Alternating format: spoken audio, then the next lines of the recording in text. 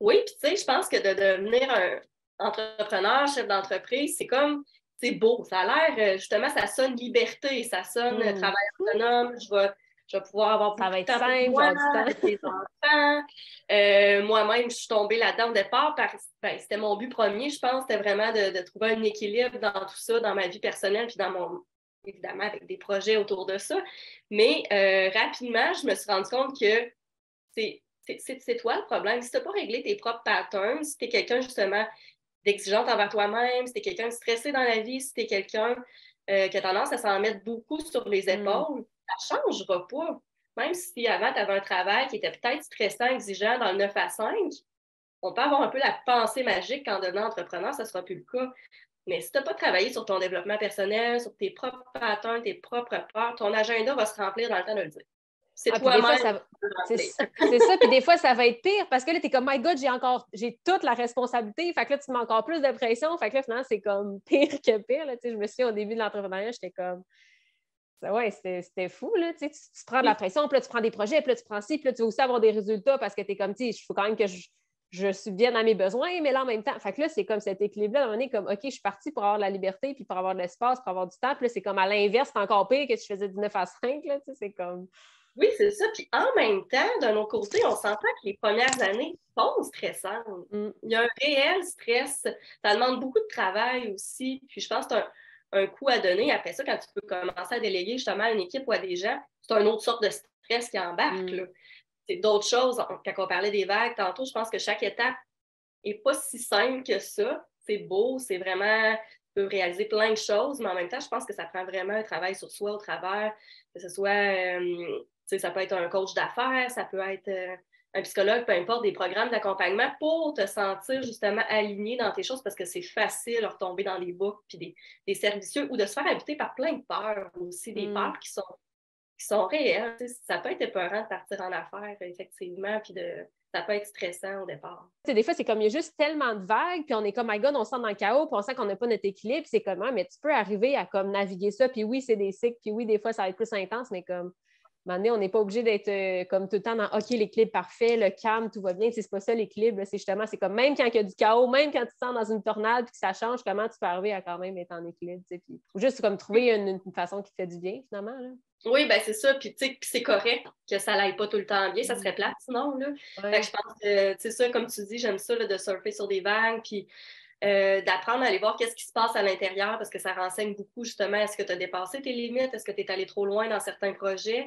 Est-ce que tu as respecté? Tu voulais peut-être plus de liberté au départ, puis là, finalement, tu es en train de mettre plein de projets. Ça ne respecte pas ton besoin de départ, donc tu vis plus d'émotions négatives. Fait que c'est vraiment un ajustement constant, je pense, avec soi-même. Puis non, l'équilibre, pour moi, ça n'existe pas nécessairement. C'est vraiment de naviguer là-dedans puis de trouver où est-ce que sont où tes limites à toi, tes besoins, puis jusqu'où tu peux aller là-dedans. Là.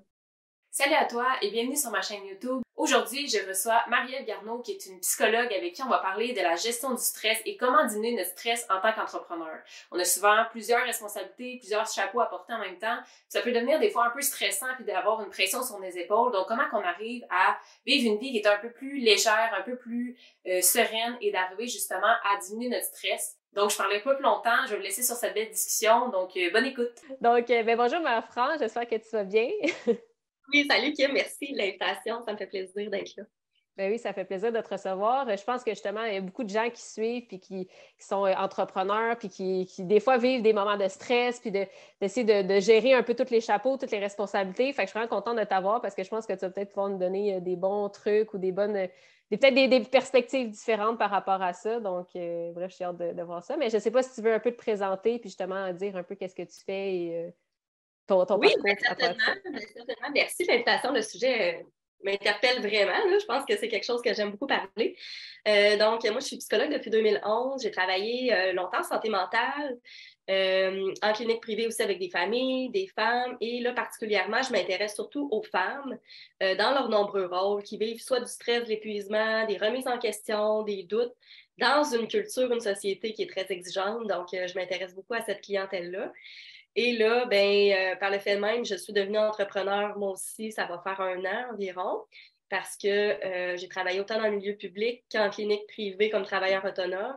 Mais là, pour moi, j'avais envie de mettre des projets en place, de sortir un petit peu des sentiers battus, si tu veux. On a tout le temps des idées de génie quand on est entrepreneur.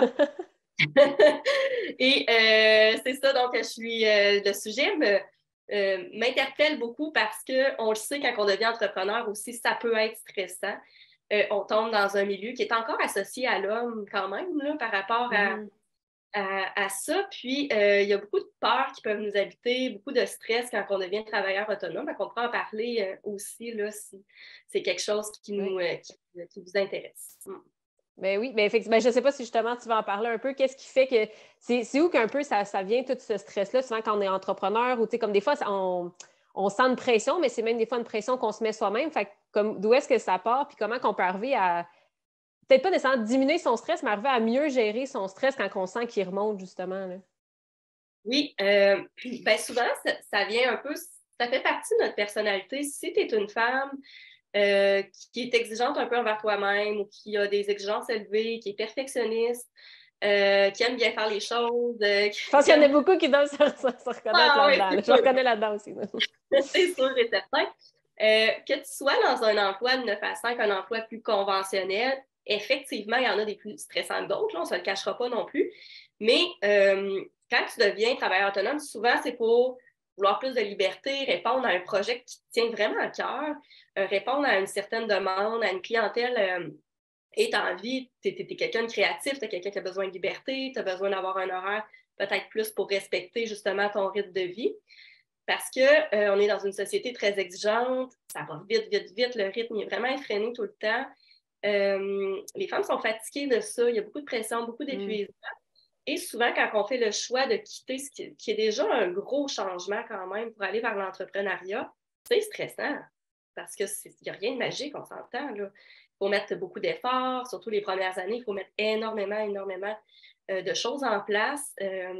Puis, finalement, notre désir de liberté d'horaire, l'horaire, elle peut se remplir vraiment très rapidement. Et souvent, c'est nous qui devenons notre propre patron, donc on peut devenir très sévère, très exigeante et, retomber dans ce cercle vicieux-là de stress. Et des fois, on est réaliste qu'on est le pire patron qu'on aura eu parce qu'on se donne encore plus d'exigences. Fait que c'est comme comment arriver à oui, diminuer c'est ça aussi. ça. Je pense que, tu sais, premièrement, Kim, puis tu dois être d'accord avec moi, je sais que tu fais beaucoup de développement personnel, tout ça, mais je pense qu'une des premières choses, c'est d'aller s'entourer, soit avec d'autres femmes entrepreneurs, que ce soit d'autres professionnels qui travaillent un peu dans le même domaine que toi ou pas, que ce soit un coach d'affaires, que ce soit un psy pour le développement personnel, peu importe, mais reste pas seul, parce que ça, c'est un piège, parce que là, il y a tellement de fausses croyances qu'on a, qui sont ancrées depuis des années, depuis même des fois des générations, des peurs profondes qui vont revenir, que ce soit la peur de l'argent, la peur de ne pas être à la hauteur, la peur de se faire voir, la peur de déplaire, peu importe, ça va venir t'envahir.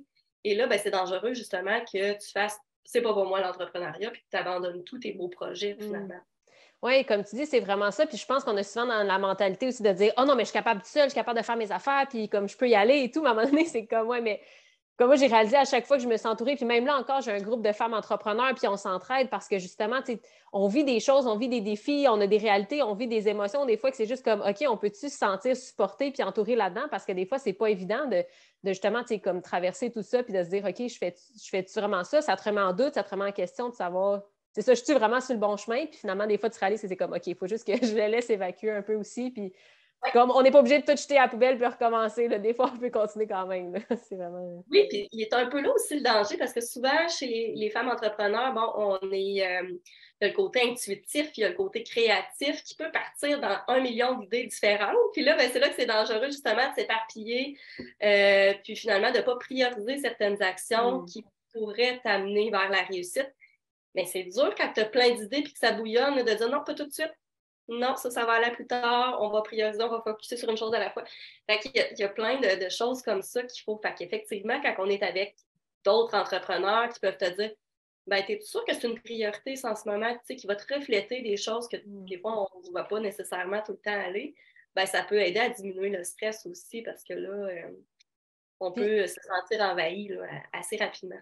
Oui, puis justement, par rapport à ça, sais, comme le fait de prioriser. Parce que, tu sais, je veux dire, c'est ça, on dirait que quand on est entrepreneur, on a des idées, puis on dirait qu'on aurait des projets chaque jour complètement différents, puis on a envie de faire plein d'affaires. Fait que des fois, c'est comme, tu sais, j'apprends avec le temps, comme justement, trouver mes priorités et tout, mais je sais que c'est souvent un grand besoin. Puis comment arriver à trouver c'est quoi ses priorités, puis de vraiment, je sais pas si toi, tu as des trucs par rapport à ça, comme de dire, OK, c'est quoi mes priorités en ce moment pour que j'arrive à passer à l'action, puis vraiment, ça donne les résultats que je veux. Puis peut-être que c'est un projet dans 6 mois, 1 an, mais pour l'instant, peut-être aussi, il faut que je revoie justement c'est quoi mes priorités, tu sais. Oui, ben je pense que là, c'est sûr qu'on est dans les. Je ne sais pas si ça répond à ta question, on est plus dans les trucs techniques, mais je pense que la priorité, c'est de faire survivre ton entreprise. Donc, de générer de l'argent, de trouver une idée qui va faire en sorte que ton entreprise survive. Et c'est là que c'est difficile parce qu'il faut que tu mettes plein d'idées créatives de côté. Tu sais, j'en vois plein. Des fois, c'est dur parce que tu as envie de faire un podcast, tu as envie de faire de la création, tu as envie d'écrire un livre, tu as envie de faire plein de C'est choses. moi en ce moment. C'est ça. Mais le danger, c'est quand on s'éparpille comme ça, c'est de perdre ton focus, en fait. Puis moi, c'est ça que je trouve. Fait que le danger, c'est des fois trop en faire, c'est comme pas assez. C'est un peu comme l'horaire du début quand on parlait. C'est facile de se remplir ça, puis finalement, mais c'était dit, hey, non, j'étais supposée travailler 3-4 jours semaine, mais finalement, là, je travaille 6 jours semaine, ça marche pas, là. Fait que de vraiment bloquer puis revenir à c'était quoi ton besoin de départ, puis ça se peut que, tu sais, ça dépend aussi de tous tes autres rôles. Je travaille beaucoup avec les autres rôles, tu sais, c'est certain que la jeune femme qui n'a pas nécessairement d'obligation, qui veut mettre plus de temps dans son travail, puis qu'elle veut partir de son entreprise, c'est peut-être bien correct d'avoir plusieurs projets en même temps. Par contre, une maman avec des enfants qui sont tout le temps malades, puis tout ça, c'est moins réaliste de se mettre plein de projets. Fait que ça dépend où est-ce que tu es aussi dans ta vie, c'est quoi tes priorités, tes objectifs. Puis je pense que tout ça, ça change selon les saisons, selon les étapes de la vie aussi, selon ton énergie. Il y a tellement de petits facteurs à prendre en considération, là, je pense que... Ah, vraiment. Puis, tu sais, même pour, tu disais comme la jeune fille qui n'a pas nécessairement de responsabilité, tu sais, je me reconnais là-dedans parce que j'ai pas d'enfant ou whatever, mais en même temps, c'est comme de commencer un projet à la fois, puis de pas te dire comme, OK, j'ai commencé YouTube, puis le podcast, mon entreprise, puis ci, puis ça, tout en même temps. C'est comme un projet à la fois, tu commences, puis c'est comme, OK, c'est un peu plus stable ou tu as une structure pour que ça avance bien. Après ça, OK, j'en peux peut-être en mettre un autre, puis après ça, effectivement, comme tu dis, de voir, OK, c'est quoi mes priorités en ce moment, c'est quoi mes objectifs. C'est peut-être que l'objectif en ce moment, tu sais, je sais que j'ai arrêté le podcast pendant quasiment 1 an parce que j'ai comme, OK, j'ai envie de prendre une pause, j'ai besoin de prendre du recul. Donc, des fois, c'est ça aussi c'est ça, de dire, est-ce qu'on y va, tu sais, de peut-être pas y aller tout en même temps puis de faire les 14 idées en même temps, mais ça ne veut pas dire qu'ils ne vont pas pouvoir se faire non plus, mais de vraiment comme... Ouais. Oui, c'est ça, on parlait juste avant le podcast, on parlait de vagues. C'est ça, c'est pas de se sentir tout le temps en équilibre parce que c'est pas vrai, on est souvent en déséquilibre entrepreneur, quand on est maman aussi, quand on est femme, on a plein de rôles. Puis c'est correct comme ça, c'est de surfer peut-être que justement le podcast pendant cette année-là, pour toi, ben, c'était pas la priorité actuelle, tu avais autre chose, peu importe c'était quoi que tu avais envie de mettre en place, mais que peut-être que là, cette année, c'est quelque chose que tu as vraiment envie de mettre de l'avant et de propulser, et c'est bien correct, en fait. C'est vraiment de s'adapter à soi, de bien se connaître, en fait. Quand on dépasse nos limites ou quand c'est correct de les dépasser aussi, puis d'aller de l'avant vers certains projets qui tiennent à cœur.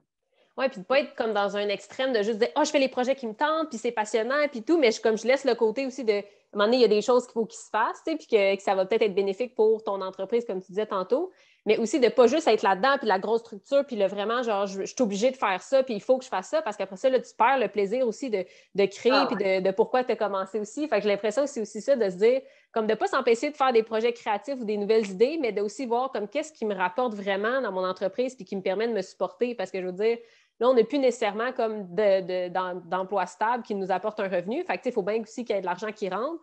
Puis, c'est spécial parce que j'avais écouté un podcast à un moment donné, puis ça disait, tu sais, souvent, les entrepreneurs, ils veulent aider le monde, ils veulent aider le monde. C'est comme, tu sais, si tu veux aider, tu peux aussi faire du bénévolat. Sauf que si tu as fait ton entreprise, c'est aussi parce que faut que tu génères de l'argent avec, tu sais. Fait que de ne pas avoir peur aussi de focusser des fois sur qu'est-ce qui te rapporte de l'argent pour, après ça, bien, vu que tu as de l'argent, être capable de créer. Fait que de vraiment, je pense, c'est ça, de trouver c'est quoi aussi notre priorité là-dedans. Là, oui, puis ça me fait penser, moi aussi, j'écoute beaucoup des podcasts en lien avec ça, toutes sortes d'informations, mais c'est vrai, je trouve ça vrai, c'est correct de vouloir faire l'argent quand tu es entrepreneur, mais dans la mentalité des femmes, c'est pas tant encore. Il y a beaucoup de peur, de blocage. Est-ce que j'ai le droit? Est-ce que je peux faire ça? Parce qu'il y a toute l'énergie de vouloir aider, de vouloir donner. C'est souvent ça qui t'a motivé aussi. Oui. Mais pour survivre, il faut quand même que tu fasses de l'argent par rapport à ça. Fait qu'il y a toutes ces peurs-là à déconstruire, mais en même temps, comme tu dis, le plaisir est tellement important de trouver un équilibre. Je pense que si on utilise le mot équilibre, aujourd'hui, on pourrait le mettre là, entre le plaisir, la créativité, ton intuition, tes émotions, toute ton énergie féminine. Et aussi, mets une structure en place, mets des choses qui vont vraiment pouvoir te permettre de passer à l'action parce que tu ne peux pas rester d'un bord ou de l'autre complètement. Sinon, ça ne marche pas parce que juste le côté action, action, structure, comme tu dis, tu vas virer en robot. Tu vas t'épuiser. Burn-out, ça c'est la direction. L'autre côté, ben, si tu pars dans juste le plaisir, comme la petite fille qui s'amuse, qui crée plein de projets, ben, tu vas t'éparpiller. Puis, il n'y a rien il n'y aura pas de résultat. C'est ça, c'est comme trouver le entre. C'est ça. Puis souvent, c'est comme je le vois vraiment, tu es une femme d'affaires, tu as des affaires à gérer, mais tu as aussi comme, c'est pas l'enfant qui va gérer ton entreprise, c'est pas ton enfant intérieur qui est comme, go, on gère l'entreprise, c'est comme, c'est la femme, c'est la leader en toi qui va le faire. Mais après ça, tu peux avoir ces moments-là que tu vas jouer, puis que tu vas comme créer, puis ça va être plus intuitif. Fait que c'est ça, c'est vraiment ce côté-là aussi entre les deux. Puis là, tu parlais aussi un peu que tu avais commencé à déléguer. Je sais pas si justement, toi, ça t'a aidé par rapport à t'enlever une pression, t'enlever un poids, puis à quel moment tu t'es dit comme, OK, là, c'est assez, il faut que j'engage quelqu'un, tu sais, parce que moi, je commence aussi, puis je pense qu'il y en a aussi beaucoup qui se demandent comme, je le fais-tu ou je le fais pas, ou comme, qu'est-ce que ça peut aider sur le stress aussi dans notre entreprise? Ah, ben moi, ça m'a... c'est sûr qu'il y a toujours un stress quand même financier parce que ça fait juste 1 an là, que je suis entrepreneur, mais ça me dégage énormément par rapport à des tâches que tu sens que t'es pas nécessairement, c'est pas quelque chose que t'aimes. Il y en a d'autres qui vont aimer ça pour toi. Là. Moi, ça m'allume pas, puis c'est quelque chose qui me rendait trop, justement, qui me sortait de mon plaisir, qui me sortait de mon sentiment de liberté. J'avais moins de temps pour créer, j'avais moins de temps pour aller marcher dehors. Moi, j'ai pas de la misère à déléguer dans la vie. Fait que j'avais bien hâte. Sur des affaires que je me sens pas bonne. Tous les trucs informatiques, toutes les affaires que j'ai de la misère à mettre en place, ben là, il y a quelqu'un qui s'occupe de ça, la gestion des médias sociaux, des courriels, des conversations, parce que rapidement, ça peut devenir épuisant aussi d'être tout le temps sur son cellulaire. On peut tomber dans un cercle vicieux aussi si on se met à faire plein de tâches en fait, qui ne sont pas nécessaires, qu'on peut déléguer assez rapidement. Je pense que, en tout cas, pour moi, ça m'a aidé beaucoup. Non, c'est intéressant. Puis de voir justement, tu sais, c'est comme tu dis un peu tantôt, c'est aussi des cycles ou des phases où est-ce que tu es rendu à un certain moment. Je pense que tu sens le besoin, tu es comme, là, c'est assez, tu sais, j'ai besoin d'aide, puis d'oser aller demander de l'aide aussi, puis de dire comme c'est correct, là, justement, tu n'es pas obligé de te dire comme je fais tout seul, puis comme je peux avoir de l'aide, puis ça peut être... Puis tu sais, autant que ça soit dans ton entreprise déléguée ou juste au niveau personnel, justement, tu sais, d'arriver à évoluer au niveau personnel, comme tu disais tantôt, de se faire accompagner ou de se faire... comme supporter aller chercher de l'aide, tout à fait, que ce soit pour ton développement personnel, mais aussi juste dans ta maison, à la limite, là, de quelqu'un qui fait ton ménage ou peu importe, pour t'aider, parce que c'est ça, les femmes ont beaucoup de pression sur les épaules. Des fois, c'est nous qui peuvent s'exiger de pouvoir tout faire. Il y en a qui ont de la misère à déléguer aussi parce que ça ne sera pas aussi bien fait que toi, tu le ferais, ou parce qu'on pense qu'on n'a pas assez d'argent pour engager, ou peu importe quoi. Puis là, on peut facilement se perdre dans toutes ces tâches-là, qui, au bout du compte, fait en sorte que tu n'avances pas aussi vite que tu aurais pu avancer s'il y aurait eu quelqu'un d'efficace qui le fait à ta place. Pendant ce temps-là, tu n'es pas en train de travailler sur ta zone de génie qu'on appelle, là, ta zone parce que tu n'es pas avec tes clients, tu n'es pas avec... parce que tu es dans des trucs administratifs que ça te prend 2 fois plus de temps que quelqu'un qui connaît ça. T'sais. Puis j'ai l'impression que ça revient aussi un peu avec retrouver le plaisir. C'est comme les moments que tu as du plaisir, puis que tu aimes ça, puis c'est facile pour toi, puis c'est comme, OK, bien ça, c'est super. Mais est-ce qu'il y a des moments que c'est comme, mon Dieu, c'est épuisant ou c'est frustrant ou comme... Puis peut-être que ces parties-là que tu aimes moins, bien c'est ça aussi que tu vas commencer à déléguer en premier aussi pour te dire comme, OK, comment je peux arriver à enlever ce qui me tente plus, puis de... Oui, puis ça peut être un bel exercice à faire, en fait. Tu regardes dans ton horaire, qu'est-ce qui te prend de l'énergie? Qu'est-ce qui te cause du stress? Dans quoi tu te sens moins bonne? Marque ça, puis après ça, rapidement, tu vas pouvoir savoir, OK, ça, je vais pouvoir déléguer ça de mon entreprise parce que c'est pas pour ça que j'ai envie de travailler. Moi, que je sais que quelqu'un est pas mal meilleur que moi pour le faire. Fait que c'est vraiment d'arriver à apprendre à accepter de l'aide, je pense. Oui. Oui, autant que c'est ça, autant quand on commence ou qu'on est une entreprise plus avancée et tout. J'avais vu dans une de tes publications, tu parlais aussi de la perception du temps, puis comment que des fois, on se mettait d'une pression à comme, juste parce qu'on a l'impression que les choses, il faut que ça soit fait plus vite. Tu disais, on se sent constamment comme occupé dans le jus, pressé, à bout de souffle, puis on vient comme à se dire qu'on n'a pas le temps de faire ça ou que finalement, c'est comme on choisit, dans le fond, qu'est-ce qu'on veut faire, comme c'est une perception de dire que j'ai pas le temps, puis finalement, c'est comme dans quoi vraiment que tu décides de mettre ton temps. Parce que tu parlais qu'on est souvent occupé, puis qu'on valorise aussi des fois le fait que que la femme soit occupée puis que ça soit bien et tout, puis que c'est comme on se met quasiment félicitations, t'es occupée, mais dans le fond, c'est comme c'est peut-être des peurs ou des choses de notre enfance qui reviennent. Puis je trouvais ça vraiment intéressant de voir ça, que de pas nécessairement se valoriser par comme le temps qu'on est comme occupé, mais que finalement, c'est qu'est-ce que ça veut dire vraiment. Je sais pas si justement... Oui. Ben ça, c'est le mal un peu de notre siècle, là, la femme occupée. La femme occupée. La femme occupée, ça a été bien gros valorisé, ça l'est encore aussi. Puis c'est inconscient, on s'en rend peut-être même pas compte, mais beaucoup vont dire hey, j'ai pas le temps, on roule. On veut être partout à la fois, puis c'est rendu que ben non, je peux pas aller ce souper-là, j'ai ce souper-là même la fin de semaine, ça arrête jamais. Puis il y a comme quelque chose de valorisant là-dedans. Ah, elle est hot, cette fille-là, elle a tout le temps plein de choses en place. Il y a comme quelque chose d'intégré, je trouve, par rapport à ça. Alors que c'est pas long que tu vas devenir un peu robotique, puis on n'est pas bien là-dedans. Il n'y a pas personne qui peut être bien là-dedans en étant tout le temps constamment à bout de souffle comme ça, épuisé dans le jus. Puis à un moment donné, c'est qu'on s'en rend même plus compte non plus qu'on est là-dedans. Alors que quand que des gens dégagent un peu leur horaire ou quand on dit prends du temps pour toi, souvent c'est comme un peu jugé, ben voyons donc, on n'a pas le temps de prendre du temps. Voyons, on commence ça. J'ai des choses à faire, j'ai des tâches qu'il faut que je finisse, des projets.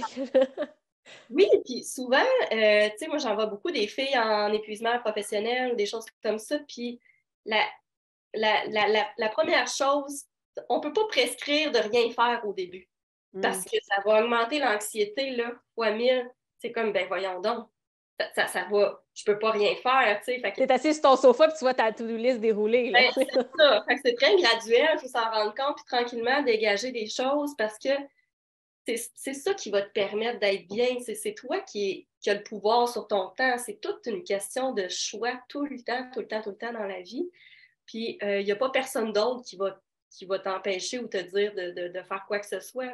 C'est vraiment de retrouver un peu qu'est-ce que tu as envie, toi, de faire de ton temps, finalement. Puis bien souvent, on s'entend que tu vas être bien plus productive puis créative si tu as pris une semaine plus allégée avant, tu as fait des choses que tu aimes, tu es dans ton énergie, tu es dans ta créativité. Watch out la semaine d'après, comment tu vas être productive puis tu vas avoir des idées. Plutôt que si tu te mets à travailler 60 heures semaine tout le temps dans le jus comme un robot, pas sûr que ça va être si efficace que ça. L'efficacité, c'est pas vrai que c'est relié à la productivité tout le temps en chaîne comme on nous a appris de faire, en fait. Oui, puis de prendre du temps, comme que c'est correct de s'arrêter, puis de prendre du temps, puis que de ne pas se sentir coupable de ça, puis que c'est comme, c'est ça, tu réalises qu'après ça, tu es comme tellement mieux, effectivement, tu es plus productif à quelque chose qui va t'avoir pris 6 heures, va peut-être en prendre 2, puis tu te dis, OK, ben c'est parfait, ça va me laisser du temps après pour faire autre chose ou comme pour juste aller comme vivre ma vie, tu sais, c'est comme... Je trouve que des fois, c'est ça, on se met souvent de pression. Moi, je sais qu'au début, c'était souvent ça. Puis, mon horaire était OK, plus je préfère ça, plus je préfère ça. Après ça, je vais faire telle autre affaire. Puis, à un moment donné, c'est comme tu finis par t'épuiser, même dans l'entrepreneuriat, parce que justement, tu t'en mets encore plus sur les épaules. Puis, tu réalises que c'est ça ton temps. Là. Comme, même, c'est spécial parce que avant le podcast, je pense, il y a comme quelque chose dans le temps que je pensais que c'était après. Fait que je me disais, j'aurais le temps de faire ça. Finalement, j'étais comme OK, non, là, comme. Tu feras ça demain, c'est pas grave, il n'y a personne qui va mourir. Genre, comme, t'as encore le temps, ton client, il n'attend même pas le projet encore. Tu sais, comme. Des fois, on se met une pression nous-mêmes à faire les choses plus vite, puis il faut que ça soit fini, mais des fois, tu dis comme, OK, là, mon corps, en ce moment, il a juste envie de... Tu sais, comme, qu'est-ce qu'il a envie de faire ensemble, mon corps? Est-ce qu'il a envie de juste être reposé ou d'aller bouger ou de... Je pense que c'est aussi ça, des fois aussi, de prendre le temps de s'écouter plus, là, puis de se respecter là-dedans. Oui, d'être moins rigide aussi dans notre horaire. Surtout entrepreneur, Caroline, on peut jouer avec ces blocs d'horaire-là. Puis souvent, j'avais entendu quelque part, puis c'est vrai, d'utiliser vraiment... De cibler ces calmes dans la journée que tu as le plus d'énergie. Tu sais, il y en a que c'est le matin, il y en a que c'est le soir, il y en a que c'est le midi, peu importe. Puis, exemple, si c'est le matin, accorde-toi prends-le pour toi, ce temps-là. Vraiment, là, c'est ça qui va te réénergiser pour le reste de la journée. Souvent, on a tendance à faire le contraire. Tu sais, on fait toutes les affaires plates, puis tout ce qu'on a à faire pendant qu'on a de l'énergie. Ben, on est complètement vidé. Puis, fait que c'est vraiment de te garder du temps chaque jour pour toi. Ça devrait être la norme, en fait, puis il n'y a pas grand monde qui le font, ça. Oui, puis tu sais, moi, je réalise comme, des fois, j'aimerais passer plus de temps juste seule dans mes affaires, puis prendre du temps, faire du yoga ou lire, puis je suis comme, mon Dieu, il manque de temps pour travailler, tu sais, alors que d'habitude, c'est l'inverse de, mon Dieu, je travaille trop, j'ai pas le temps de prendre soin de moi, fait que c'est vraiment, des fois, je suis dans ce changement-là de, OK, c'est possible de rajouter notre horaire, puis c'est ça, de voir le temps différemment, puis qu'on n'est pas obligé, c'est ça, d'arrêter de se valoriser dans le, OK, plus j'en fais, mieux c'est, tu sais, puis qu'à un moment donné, c'est comme, OK, comment je peux arriver même à peut-être faire plus en moins de temps pour qu'après ça, comme j'aille d'autres temps à faire autre chose aussi. Oui, c'est pas facile à déconstruire. Tu dis, moi aussi, j'essaie, mais bien souvent, je retombe dans des anciens patterns, puis j'en fais trop. Puis, c'est de se réajuster tout le temps, je pense. C'est ça, c'est pas parfait tous les jours. Puis c'est pas une fois que tu l'as fait, ça reste de même. Là. C'est comme tu continues constamment, puis c'est trouver qu'est-ce qui fonctionne pour toi, puis de respecter tes limites. Puis justement, t'en parlais tantôt, de se dire, OK, j'ai mes limites, mais après ça, j'y respecte pour vrai. C'est pas juste comme, OK, non, je travaillerai pas après 5 heures, puis finalement, il est rendu comme 10 heures, puis t'es encore en train de travailler, mais comme t'as beau mettre tes limites, mais si tu les respectes pas, dans le fond, ça change pas grand-chose. Mais je pense que c'est pas tout le temps évident, des fois. Par l'extérieur aussi. Ça aussi, c'est pas facile. Il y a toi comme boss, mais il y a l'extérieur aussi, d'apprendre à les nommer aussi tes besoins à l'extérieur, puis tes limites aux gens qui t'entourent. Parce que il y a ça aussi là, qui n'est pas toujours facile. Justement, pour quelqu'un qui aurait la difficulté peut-être à faire respecter ses limites ou justement avec soi-même ou avec l'extérieur, qu'est-ce que tu suggères habituellement? C'est vraiment d'aller voir un peu c'est quoi la peur derrière. Est-ce que c'est la peur de déplaire à l'autre personne? Est-ce que c'est parce que ça peut être plein de raisons de pourquoi tu ne veux pas respecter tes limites. Fait que c'est d'aller voir, puis c'est vraiment de le nommer à l'autre, puis des fois, tu dois répéter aussi si c'est vraiment important pour toi pour que ça soit bien compris, parce que des fois aussi, les femmes, on a l'impression que l'autre doit comprendre, mais finalement, ça n'a pas été exprimé clairement. Il faut que tu sois clair avec toi-même, premièrement, que tu respectes avec toi-même, premièrement, et ensuite que tu sois clair avec les autres. Fait que c'est pas toujours simple, des fois, la communication. Puis de justement dépasser ses limites, puis là, de tomber dans des émotions qui sont plus négatives à ce moment-là parce que ça amène de l'impatience, de l'irritabilité, du stress. Fait que, moi, je pense que quand on est dans des émotions négatives, bien souvent, c'est parce qu'on dépasse nos limites ou qu'on ne répond pas à des besoins qui sont importants pour nous. Puis après ça, d'aller voir ces émotions-là, puis pas juste faire comme « Oh non, non, mais c'est correct, là, c'est correct. » Puis finalement, à chaque fois qu'il se passe la même chose, t'es fâché, puis là, ça te frustre, mais « Non, non, non, mais ça va, là. » T'es comme « Non, ça va pas, justement. » Tu sais, comme reconnais-le, puis de dire « OK, là, je me sens frustrée. Qu'est-ce qui s'est passé? C'est quoi la limite qui a été dépassée? » Ou de vraiment, tu sais, comme d'aller prendre le temps de voir ça, tu sais, puis je pense que... Ben oui, parce que les émotions, c'est tellement des puissants messagers. Il faut juste les écouter. Il faut juste te renseigner sur quelque chose qui se passe. Puis, OK, tu as été fâché tantôt. Pourquoi? Ça se peut-tu que tu aies dépassé tes limites ou que tu aies fait quelque chose que tu avais zéro envie de faire? Tu l'as fait pour faire plaisir à quelqu'un. Fait que là, après ça, tu peux te réajuster. Tu peux, pour pas que ça se reproduise tout le temps de manière automatique et inconsciente. Oui, puis ça ne veut pas dire que ça ne va pas se reproduire, mais c'est comme si c'est constant puis ça se reproduit toujours. Bien là, il y a peut-être quelque chose. Ton corps est comme là, tu vas te comprendre, là? Mais de dire comme, OK, ça se peut que dans des situations, je ne savais pas à ce point-là qu'il fallait que je mette telle limite. Bon, ben go, je le ressens dans mon corps, je le sais, mais la prochaine fois, je ne laisserai pas ça arriver. Puis je pense que c'est ça aussi qui nous aide à... On parlait d'équilibre tantôt, à peut-être trouver qu'est-ce qui nous fait un peu plus du bien, puis de dire comme, OK, c'est quand est-ce que je dépasse mes limites ou quand est-ce que je sens que justement je le fais pour plaire aux autres ou pour... souvent, je vois aussi des gens qui essaient d'en donner beaucoup, beaucoup aux autres, puis là, c'est comme, ils me posent une question, ça, telle affaire, tu le donnes, ou j'ai juste un petit projet, ça sera pas long, puis là, tu le fais. Fait que c'est souvent comme, tu donnes à l'extérieur, mais à un certain moment, toi, est-ce que tu donnes aussi, comme, est-ce que tu prends du temps avec toi pour te ressourcer ou si tu es constamment en train d'aller voir à l'extérieur? Fait que je pense que ça peut être aussi... Oui, vraiment. Puis, tu sais, j'avais vu une formation, c'était tellement intéressant, il disait de calculer, parce que c'est facile de dire qu'on n'a pas de temps, mais c'est pas vrai. On en a tout du temps. C'est de la manière, comme tu dis, qu'on l'utilise, puis c'est facile de dire qu'on n'a pas de temps pour nous, mais oui, il y en a, là. C'est juste qu'est-ce que tu fais de ton temps. C'est un exercice, là, vraiment, je me rappelle plus trop, mais c'est de voir qu'est-ce que tu fais de ton temps dans une semaine. Exemple, si tu travailles 40 heures semaine, bon, calcule 40 heures fois 7, parce que 7 jours 5 jours, 40 fois 7. Ben, en fait, tu travailles 40 heures dans ta semaine. Parce que tu ne travailles pas 40 heures par jour. Ça serait intense, on dit. Mettons que tu fais 40 heures dans ta semaine. Ouais, c'est ça. Après ça, c'est de voir si tu as des enfants, mettons, combien de temps tu passes par jour à t'en occuper matin, soir, exemple. Là, tu le fais, fois 5 ou fois 7.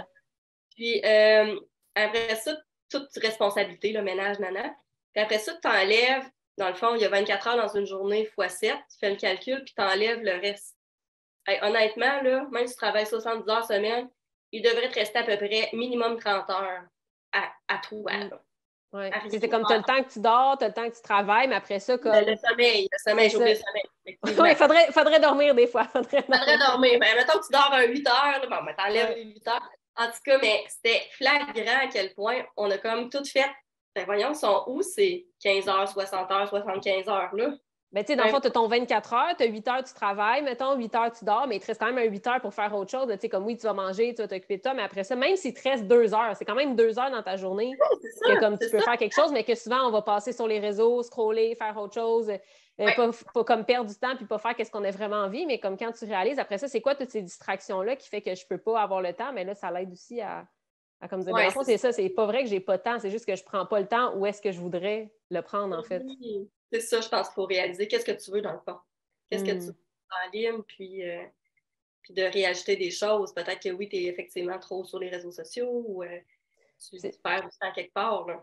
C'est spécial parce que j'ai refait cet exercice-là récemment de comme ça serait quoi ma journée idéale, puis de dire, tu sais, comme est-ce que ça serait du temps seul, tu sais, comme je place à chaque heure, mettons, OK, là, je me lève, je fais ça, je travaillerai à telle heure, blablabla, puis tu sais, comme vraiment d'imaginer ma journée idéale, puis comme, OK, là, ça serait du temps seul, là, ça serait du temps, mettons, en famille, là, c'est du temps plus pour le sport, ou là, c'est du temps de travail, tu sais, puis de voir à quel point, est-ce que c'est plus dans le travail ou est-ce que c'est plus seul, puis où est-ce que moi je veux, tu sais, ça veut pas dire que c'est comme le même chiffre dans chaque, mais comme est-ce que ça correspond à ton idéal de qu'est-ce que tu voudrais, puis peut-être qu'en ce moment, c'est pas ça que tu peux avoir ou peu importe, mais peut-être que tu as une transition pour te dire, OK, je vais me rendre là, puis je vais me rendre vers qu'est-ce que je préfère justement pour pouvoir être plus proche de cet idéal-là. Tu sais, je pense que des fois, ça nous permet de revoir, tu sais, comme, OK, dans une journée, il peut tellement avoir de choses, il peut tellement avoir de possibilités qu'on peut faire. En fait, j'ai réalisé l'autre fois, parce que je parlais avec une amie, puis elle me disait, tu sais, un peu c'était quoi mon mode de vie, puis j'ai regardé, j'étais comme, OK, mais comment j'ai fait cette année versus le nombre de temps, puis j'ai réalisé que j'avais fait comme en moyenne 10 heures par semaine d'architecture, puis j'étais comme, mon Dieu, c'est comme ma seule, entre guillemets, source de revenus ou presque, là. Puis j'ai réussi à travailler moins de temps, mais après ça me donne tellement plus de temps pour comme créer, faire des projets. Puis là, j'ai plus de temps pour créer. Fait que là, ça m'inspire. Puis après ça, je suis comme, OK, là, je fais mes autres projets. Fait que je suis comme, wow, c'est vraiment. Tu sais, moi, j'étais comme, je travaillerais 20 heures, là, ça serait bien suffisant. Mais finalement, c'est comme, oui, il y a des semaines que j'ai fait 20-30 heures, mais il y a des semaines, j'ai fait genre 5 heures. Puis j'étais comme, ben, c'est ça. C'est un meilleur équilibre pour toi, j'imagine. Oui, de s'écouter. Puis je le réalisais aussi, tu sais, même avec mes cycles menstruels, comment j'étais comme, OK, là, moins d'énergie, ben, je ne vais pas mettre autant de pression pour faire 40 heures, là, comme j'ai même pas envie. Fait que, au lieu de se taper sa tête, ben, de trouver notre équilibre. Mais... Oui, c'est ça, vraiment. Mais là, je ne sais pas si, justement, tu veux peut-être me parler un peu des projets qui s'en viennent pour toi, puis que si les gens sont intéressés, parce que je pense que tu donnes une masterclass bientôt, ou en tout cas, il y a un webinaire, quelque chose qui s'en vient. Fait que je ne sais pas si tu veux me parler un peu si les gens veulent... Parce que c'est vraiment en lien avec ça, en plus, par rapport au... Oui, c'est ça. Effectivement, c'est le 1er février, fait que ça va vite. C'est le mercredi à 8 heures. Je vais faire un webinaire gratuit pour les femmes, justement, qui vivent du stress, de l'épuisement, burn-out, qui ne savent pas trop, qui flirtent un peu à travers tout ça. Fait que ça va être vraiment intéressant. Il y a beaucoup d'inscriptions. Fait que je pense qu'il va y avoir beaucoup d'informations quand même assez pertinentes si tu vis du stress, tu te sens épuisé à travers tous tes rôles. On va décortiquer tout ça ensemble. Puis évidemment, ça va être le lancement aussi de mon programme. En fait, il y a 2 façons de travailler avec moi. Il y a le programme Nova Équilibre qui aide les femmes justement qui vivent du stress, de l'épuisement à travers leurs nombreux rôles. Et il va y avoir un programme de développement personnel aussi qui va être plus de l'enseignement, des réflexions, de l'introspection. Fait que ça aussi, ça va sortir. Là. Fait que, il va y avoir toutes les informations lors du webinaire, mais j'ai bien hâte. Fait que l'inscription, c'est gratuit. Vous allez toutes recevoir les informations par courriel. Parfait. Ben, je mettrai les informations comme dans la description, puis les gens pourront aller voir. Parce que je pense que vous étiez déjà comme 500-600 d'inscrits, ou je ne sais pas trop, j'ai vu ça, puis j'étais comme, waouh, c'est fou! On est rendu à 800, non, j'ai regardé 840. Mais comme c'est là qu'on réalise à quel point c'est un sujet qui est vraiment préoccupant. Je pense que même dans la société qui est là en ce moment, c'est comme, on a vraiment cette pression-là, des fois, d'être vraiment comme, il faut être productif, puis il faut faire plus et tout. Fait que c'est comme, justement, on peut vivre du stress ou de l'épuisement, puis je trouve ça vraiment intéressant d'en parler. Fait que, bref, c'est sûr qu'il va y avoir des gens qui vont se reconnaître là-dedans puis qui pourront aller s'inscrire, là, mais... Ben oui, c'est ça, mais tant mieux. Puis, en même temps, ça démontre que c'est une problématique en ce moment, là, tout à fait. Mais en même temps, mais tant mieux qu'il y ait des ressources aussi, je pense que c'est ça aussi par rapport à ça. C'est ça l'important.